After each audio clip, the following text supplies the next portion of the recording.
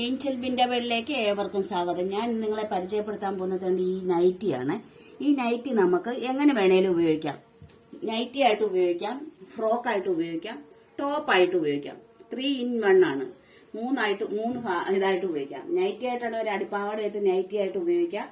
ഇല്ല എങ്കിൽ ഒരു പാൻറ് ഇട്ടും കൊണ്ട് ടോപ്പായിട്ട് ഉപയോഗിക്കാം, ഇല്ല ഫ്രോക്കായിട്ട് ഉപയോഗിക്കാം. അങ്ങനെയാണ് ഈ നൈറ്റി നമ്മൾ തയ്ച്ചെടുത്തിരിക്കുന്നത്. ഇത് സാധാരണ നൈറ്റിയുടെ അത്ര ഇറക്കമൊന്നുമില്ല.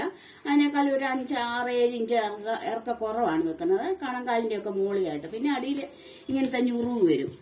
അതാണ് ഇതിനുള്ള പ്രത്യേകത.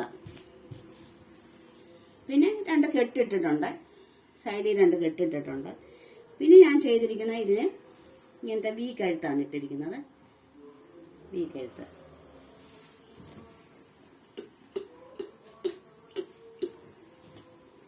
അപ്പൊ ഇത് നമ്മൾ അടി ഫ്രില്ലിട്ടെടുക്കുവാണല്ലോ. അപ്പൊ ഈ തുണിയിൽ തന്നെ നമ്മൾ ആദ്യം ഫ്രില്ലിടാനുള്ള തുണി വെട്ടിയെടുക്കും. അല്ലെങ്കിൽ ഇറക്കം നമുക്ക് ഫ്രില്ലിടാൻ പിന്നെ തികഞ്ഞു കിട്ടിയില്ലെങ്കിൽ പിന്നാണ് ബാക്കിയുള്ളതിലാണ് നമ്മൾ ഇറക്കം. ഇത് ഈ ഇറക്കം എടുക്കുന്നത്. ഇത് നമ്മൾ നൈറ്റി പീസായിട്ട് കിട്ടും.